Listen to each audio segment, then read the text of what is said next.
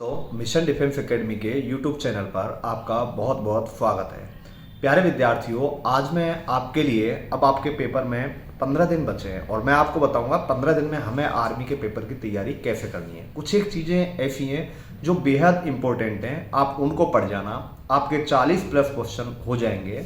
क्योंकि आज से 6 साल पहले जब आर्मी में पेपर बाद में होता था तो 15 दिन का ही टाइम मिलता था और बच्चे 15 दिन में तैयारी करते थे। उस टाइम हम बच्चों को पढ़ाते थे तो बच्चे अच्छे आसानी से निकल जाते थे। तो मैं अब आपको हर सब्जेक्ट वाइज एक एक चीज़ को बताता जाऊंगा। देखो, पहले बात करते हैं मैथमेटिक्स की, गणित की। तो गणित में वैसे तो आपके 20-22 चैप्टर हैं, लेकिन आप 10-12 चैप्टर का जिनका नाम बता रहा हूँ उनको आप अच्छे से पढ़ लो। जैसे कि अनुपात समानुपात, परसेंटेज ऑफ का, profit loss, time and work, समय चाल, दूरी, औसत।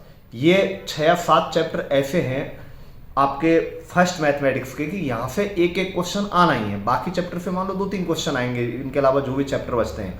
इसके अलावा एक सेकंड गणित का बेहद इंपॉर्टेंट चैप्टर है क्षेत्रमिति।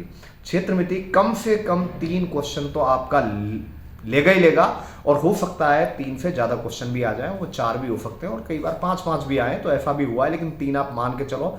तो ये मैंने आपको 7-8 चैप्टर बताए हैं, इनसे आपके 10 से 12 क्वेश्चन आ जाते हैं। हालांकि इसके बाद आपका जैसे भिन्न है, लैसे मैसे है, वहाँ से भी 1 क्वेश्चन या 2 क्वेश्चन कई बार आ जाते हैं, तो वो चैप्टर भी आप अच्छे से पढ़ लेना। आपने पूरा सिलेबस तो लगभग पढ़ ही लिया होगा, अब जो मेन चीज़ें इनको आप अच्छे तरीके से पढ़ लो। इसके बाद मैं बात करता हूँ रीजनिंग। देखो, रीजनिंग में आपके 8-9 चैप्टर है, फिर भी मैं आपको बता देता हूँ। रीजनिंग में एक क्वेश्चन आपका ब्लड रिलेशन का आएगा, रक्त संबंध का। एक क्वेश्चन आपका कोडिंग डिकोडिंग 100% आएगा। इसके बाद एक क्वेश्चन आपका दिशा एवं दूरी का। इसके बाद एक क्वेश्चन आएगा आपका सीरीज का, श्रृंखला का। तो ये 4 चैप्टर हैं, ये 4 चैप्टर तो अच्छे से पढ़ लेना।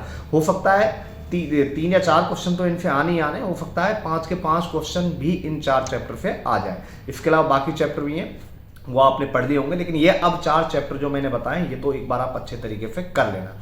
तो ये तो हो गया आपका कंप्लीट मैथमेटिक्स और रीजनिंग की बात। अब मैं बात करता हूँ जीके की बात। देखो, जो आपका जनरल नॉलेज है आर्मी के अंदर इस तरीके का नहीं है जैसा बाकी एग्जाम में होता है, क्योंकि आर्मी के अंदर जो जीके आता है, आपका जनरल नॉलेज आता है, वो थोड़ा सा अलग होता है। ठीक है, स्टैटिक जीके का पार्ट इसमें बहुत ज़्यादा होता है, तो आपको हिस्ट्री, पॉलिटिकल, ज्योग्राफी और इनमें अपना टाइम वेस्ट नहीं करना है। इसके लिए आप ज़्यादा से ज़्यादा स्टैटिक जीके पढ़ो। स्टैटिक जीके जैसे सबसे बड़ा, सबसे छोटा, सबसे लंबा क्या है, कौन सी झील कहाँ है, कौन सी नदी कहाँ पर है, कौन सी शहर कौन सी नदी के किनारे बसा हुआ है, कौन से देश की कौन सी राजधानी है, महत्वपूर्ण देश और उनके राष्ट्राध्यक्ष याद करने हैं आपको। इसके अलावा राज्य और राज्यों की राजधानियाँ, कौन सी फसल कौन से राज्य में ज़्यादा होती है, कौन सी क्रांति कौन सी फसल से संबंधित है। तो इस तरीके के क्वेश्चन आपके एग्जाम में बहुत ज़्यादा आते हैं, जो मैंने आपको बताए हैं।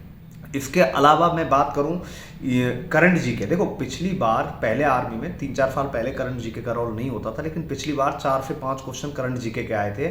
इस बार भी मैं आपको बता देता हूं 4 से 5 करंट जीके क्वेश्चन आएंगे ही आएंगे, और उनमें एक क्वेश्चन फिक्स है, सारे मुख्यमंत्री और राज्यपाल याद कर जाना। 1 या 2 क्वेश्चन आपके मुख्यमंत्री और राज्यपाल से 100% मिलेगा ही मिलेगा, आएगा ही आएगा। पिछली बार हर पेपर में आया था। विभिन्न प्रकार के युद्ध अभ्यास अच्छे तरीके से याद कर जाना, जो युद्ध अभ्यास हुए इंडियन आर्मी के, ये पिछली बार भी आपके बहुत ज़्यादा, मतलब हर एक पेपर में एक एक क्वेश्चन युद्ध अभ्यास का भी आया था। इसके अलावा आपके कौन कौन सी खेल प्रतियोगिताएं, पुरस्कार कहाँ हुए, कैसे हुए, और जो अभी विभिन्न देशों में चुनाव हुए हैं उन देशों में कौन कौन वहाँ के राष्ट्राध्यक्ष बने हैं। जैसे कि भारत के पड़ोसी देश हैं, उनका बहुत अच्छे तरीके से कर जाना। महत्वपूर्ण शिखर सम्मेलन है, कौन कौन से सम्मेलन कहाँ पे हुए, जैसे G20 अभी भारत में हुआ था। तो इस तरीके के क्वेश्चन है करंट जीके के। और हाँ, अपना जो मंत्रिमंडल है, अभी जो मंत्रिमंडल है, अभी नया तो चुनाव के बाद ही बनेगा, आपका एग्जाम अभी हो जाएगा, तो नया मंत्रिमंडल है वो अच्छे से याद कर जाना। तो अपना मंत्रिमंडल, आपके मुख्यमंत्री, ये तो आपको करने ही करने हैं। 1 या 2 क्वेश्चन आपका यहाँ से आ ही जाएगा, 100% इस चीज़ की गारंटी है। इसके बाद हिस्ट्री में महत्वपूर्ण युद्ध, कौन सा युद्ध किस किस के बीच हुआ, कब हुआ, कौन से वंश का संस्थापक कौन है, कौन कौन सी संस्थाएं, कौन सी संस्था का स्थापना किसने की। और आपके स्टैटिक जीके का एक पार्ट है जो महत्वपूर्ण संस्थाएं आपकी, जैसे कि आपका संयुक्त राष्ट्र संघ हो गया, आपका नेटो हो गया, आपका अंतर्राष्ट्रीय मुद्रा फंड हो गया। तो ये है इन काफ़ी सारे इनके कौन से का मुख्यालय कहाँ पर है, ये आप अच्छे तरीके से याद कर लेना। यहाँ से भी आपका ये मान के चलो कि क्वेश्चन आता है, बहुत ज़्यादा आता है। तो आप जीके में ये चीज़ें अच्छे तरीके से याद कर लो।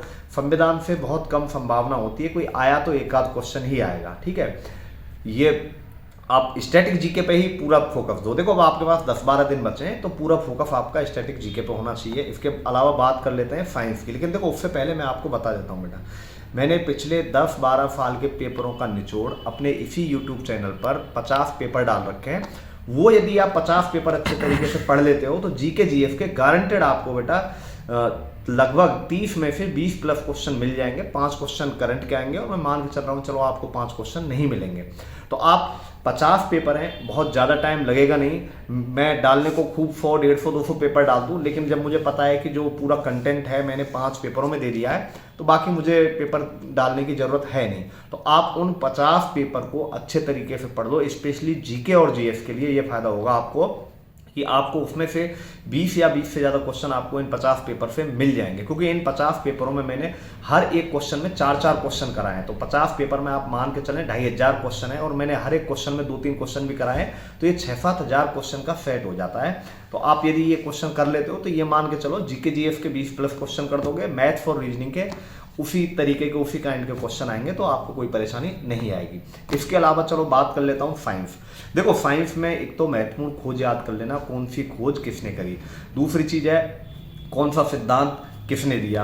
अम्ल क्षार किसमें कौन सा अम्ल पाया जाता है, किसमें कौन सा क्षार पाया जाता है। आपका भौतिक परिवर्तन, रासायनिक परिवर्तन, गति के नियम, एनर्जी कन्वर्जन वाला जो चैप्टर है, कौन सी ऊर्जा को किस में रूपांतरित करता है, बहुत ज़्यादा आता है। और एक बेसिकली आपका जो मीटर है, बैरोमीटर से क्या मापा जाता है, थर्मामीटर से क्या मापा जाता है, इस तरीके के क्वेश्चन है। जितने भी मीटर्स हैं वो एक बार अच्छे से कर लेना। प्रकाश की जो घटनाएं हैं वो एक बार अच्छे से पढ़ लेना। कौन सा लेंस किस काम में आता है, दूरदृष्टि, निकट दृष्टि, ये बहुत ज़्यादा इंपॉर्टेंट है, बेहद है। और एक परमाणु भट्टी वाला चैप्टर हो रहा है, तो वहाँ पे 2-3 क्वेश्चन बनते हैं आपके कि मंदक के रूप में क्या काम में आता है, स्फोटक के रूप में क्या काम में आता है, तो वो भी एक बार आप अच्छे तरीके से कर लेना।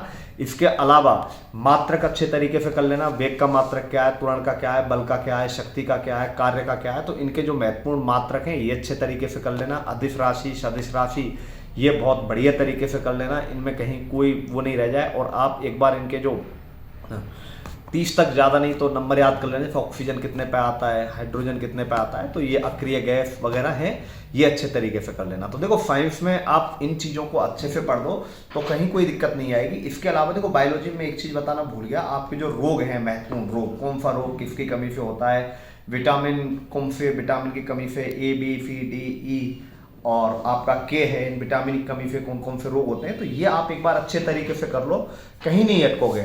अब मैंने आपको मुश्किल से 5 या 8 मिनट में जो जो चीज़ें बताई हैं ये एक बार आप अच्छे तरीके से कर लो, क्योंकि अब आपके पास इतना टाइम है नहीं कि बहुत सारी चीज़ें पढ़ पाओ। इसलिए कह रहा हूँ आप ये अच्छे तरीके से पढ़ लो, आप कहीं भी नहीं अटकोगे और आपका पेपर आसानी से निकल जाएगा। और पेपर होने के तुरंत बाद आप फिजिकल की तैयारी के लिए लग जाना। और चुनावी साल है, अग्निपथ खत्म करने का भूल भी दिया गया है। और इलेक्शन के बाद आप देखना, आप ये मत सोचो 4 साल के लिए जा रहे हो। 100% कोई भी सरकार आए, अग्निपथ में बदलाव होना तो तय है। और यदि आपकी किस्मत अच्छी रही तो हो सकता है अग्निपथ खत्म भी हो जाए। तो इसलिए आप अभी से अच्छे तरीके से मेहनत करो। जय हिंद दोस्तों।